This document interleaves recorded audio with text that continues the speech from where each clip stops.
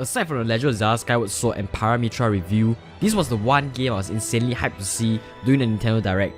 Welcome to this video where I talk about all things video games. In this video, I'll be sharing my thoughts after playing the Project Triangle strategy demo.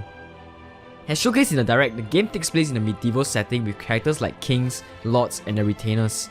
I've seen a comparison made to Fire Emblem, specifically to Three Houses, and I can kind of see the similarities.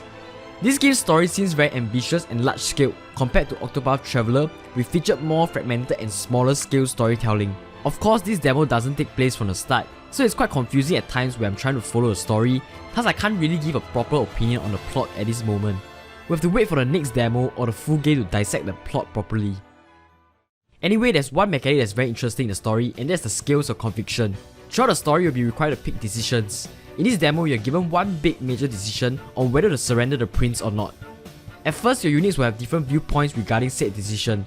You're allowed to explore and gain valuable information by exploring the map given, which can allow you to try to persuade some of the units to change their point of view.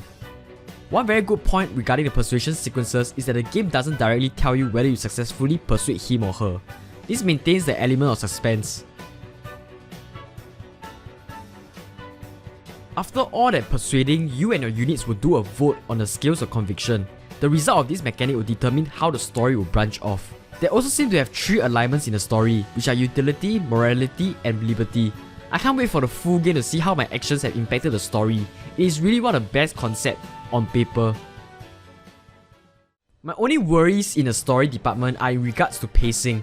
Just from this demo alone, there were so many story sequences and dialogues in between the tactical gameplay, which I'm scared will lead to pacing issue in the full game, where there's a lot of moments without action. Speaking of gameplay, Project Triangle Strategy is a tactical RPG, where you control many units on a grid-based battle system. The first thing that caught my eye are the turn orders. It's unlike other tactical RPGs in the sense that there are no turn phases like a player phase and enemy phase. Instead, the turn orders are determined by each unit's speed stat. This certainly needs some time to get used to, especially since creating combo is a big part of this combat system. And now, in between your unit's action, there might be opportunities for the enemies to combo break you. Speaking of combos, the combat system lends itself a lot of depth in terms of the combo potential. Of course, just from Nintendo Direct alone, we saw the combo of using ice move on fire terrain, which led it to become water terrain, which allows the facilitation of potent lightning spells to be cast. I'm confident in the full game you'll be required to constantly look out for combo opportunities like these to exploit. Aside from elements manipulation and terrain effects, you also need to take note of your positioning, as elevation and environment plays a very big part here. In this combat system, you also need to take note of where the unit is facing, as getting hit from behind will result in greater damage. In addition, if a unit is positioned behind the enemy unit you are facing, he will also do a follow-up attack. This is a mechanic that the CPU is quite oftenly used to get the better of me. Personally, I still haven't grasped how to set this up efficiently in my turns, so I found myself losing to the CPUs a lot. They did say that the demo difficulty is higher, so yeah.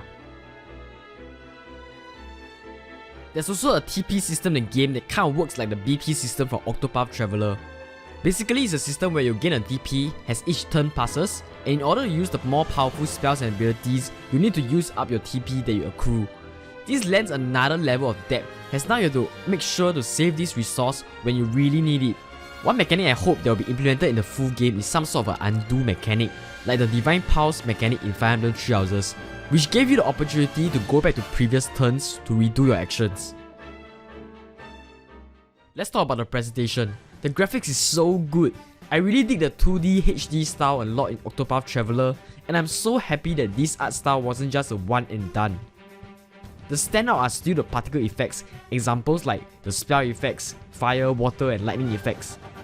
Most of my problems with the graphics have to do with the UI. Outside of combat, I find I have to constantly check the profile of the person talking. Maybe it's because I'm still not familiar with the characters, but I really would like the developers to consider adding a character portrait to those who are currently speaking.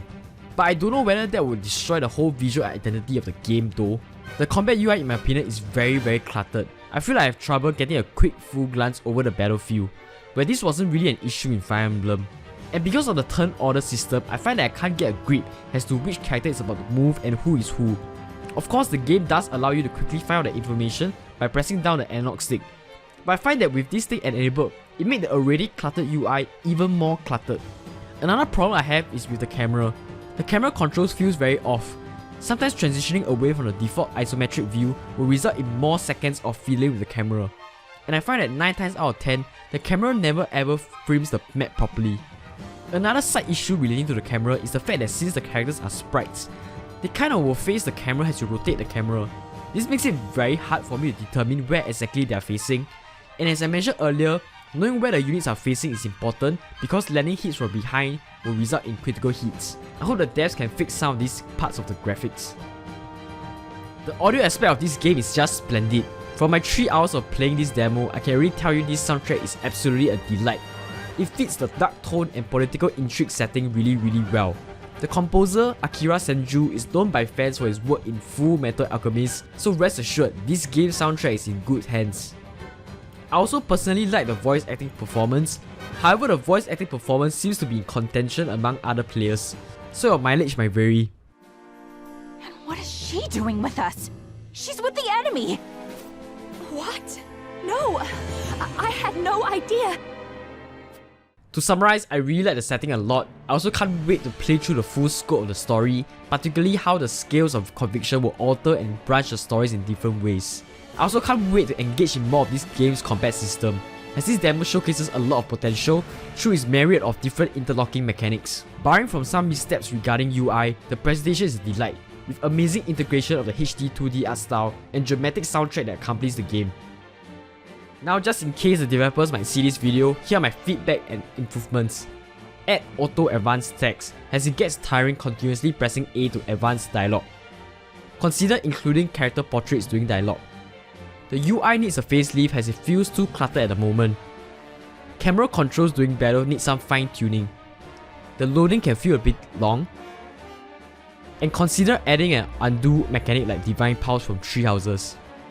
With all that being said, Project Triangle Strategy is slated to release in 2022, so I hope much of the problems here will be fixed, as well as just making the game more polished in general.